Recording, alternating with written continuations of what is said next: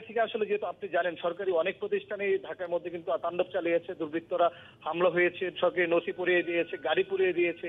সেই ঝুঁকি সামনে রেখে বা হুমকি সামনে রেখে এই যে মতিঝিল শাপলা চত্বর এলাকার যে যতগুলো অফিস রয়েছে তাদেরকে কিন্তু আপনার ঘিরে নিরাপত্তার ব্যবস্থা বলা যাবে যে একদম চাদর বিছিয়ে দিয়েছে আইন শৃঙ্খলা বাহিনী অর্থাৎ সশস্ত্র বাহিনী সদস্যরা। আমরা দেখেছি সেনাবাহিনী তাদের টহল আপনার বলবৎ রেখেছে, তারা কিন্তু টহল দিচ্ছেন কয়েক স্তরে।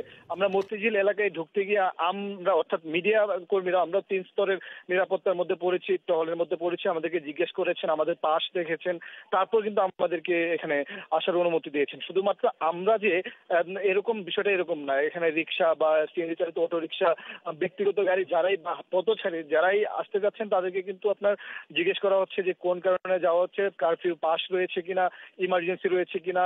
যাদের শুধুমাত্র ইমার্জেন্সি মেডিকেল কিংবা কারফিউ পাস রয়েছে বা কোনো যুক্তিসঙ্গত কারণ রয়েছে বাইরে বের হওয়ার, তাদেরকে কিন্তু যেতে দিচ্ছে, বাকিদের কিন্তু ফেরত দেওয়া হচ্ছে। এবং এই এলাকাকে বলতে গেলে একদম শুনশান নীরবতা, মানুষ নেই বললেই চলে। ব্যাংকগুলো এবং পড়ে আছে, যেহেতু আপনি জানেন যে সাধারণ ছুটির আওতায় চলছে।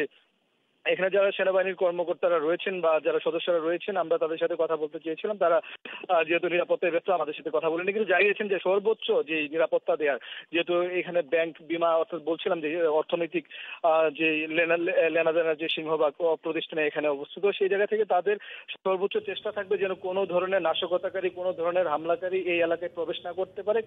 মোটা দাগে বলতে গেলে তামিয়া যে এই এলাকার নিরাপত্তা দেওয়ার জন্য সশস্ত্র বাহিনীর সদস্যরা সর্বোচ্চ চেষ্টা করে যাচ্ছে এবং কয়েক স্তরে মোহন, ধন্যবাদ আপনাকে আমাদের সাথে যুক্ত হবার জন্য। আমরা এবার একটু রাজধানীর বাইরে নিরাপত্তা পরিস্থিতি সম্পর্কে জানতে চাই। আজও চলছে কারফিউ, সচল হয়নি ইন্টারনেটও। এ নিয়ে আরো জানাতে রাজশাহী থেকে সরাসরি যোগ দিচ্ছেন সহকর্মী সৌরভ হাবিব।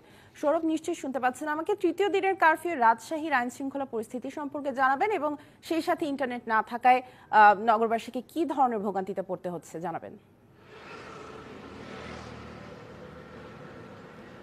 সামিয়া, আপনাকে জানিয়ে রাখছি যে রাজশাহীর আইন শৃঙ্খলা পরিস্থিতি কিন্তু অবনতি হয়নি। এই চলমান সহিংসতা এবং কারফিউ জারির পর কিন্তু আমরা দেখেছি যে রাজশাহীতে রাজপথে কিন্তু কেউ নামেনি। বিএনপি, জামাত বা কোনো দুর্বৃত্ত কিন্তু রাজপথে নামেনি। শিক্ষার্থীরা রাজশাহী বিশ্ববিদ্যালয়ে আন্দোলন করছিল, তারা কিন্তু আগেই চলে গেছে হল ছেড়ে। এবং ইন্টারনেটের যে সমস্যাটি সেটি জানিয়ে রাখছি যে রাজশাহীতে প্রায় 40,000 প্রিপেইড মিটার আছে। এই 40,000 প্রিপেইড মিটারের মধ্যে প্রায় অর্ধেক মিটারই টাকা ফুরিয়ে গিয়েছিল গত বৃহস্পতিবার থেকেই। এবং শুক্রবার, শনিবার অনেকেই কিন্তু বিদ্যুৎবিহীন ছিলেন বাসাবাড়িতে।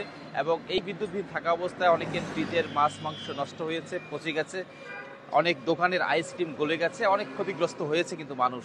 এবং এই অবস্থায় গতকালকে আমরা খোঁজ নিয়েছি রেনেস্কো রাজশাহীর কলাবাগান শাখায়, সেখানে প্রায় 3,000 মানুষ কিন্তু গতকাল একদিনেই তাদের মিটারে টাকা তুলেছেন, বিল পরিশোধ করেছেন।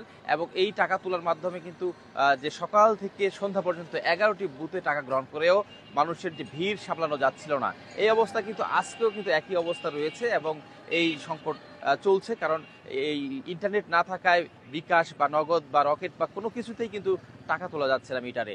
এছাড়া আপনাকে জানিয়ে রাখছি যে রাজশাহী অঞ্চলের আমের মৌসুম যদিও শেষের দিকে, তারপরে কিন্তু রাজশাহী অঞ্চলের কিছু কিছু আম এখনও রয়ে গেছে, যে আমগুলো এই যে চলমান কারফিউর কারণে ঢাকা বা অন্যান্য জায়গায় পাঠানো যাচ্ছে না।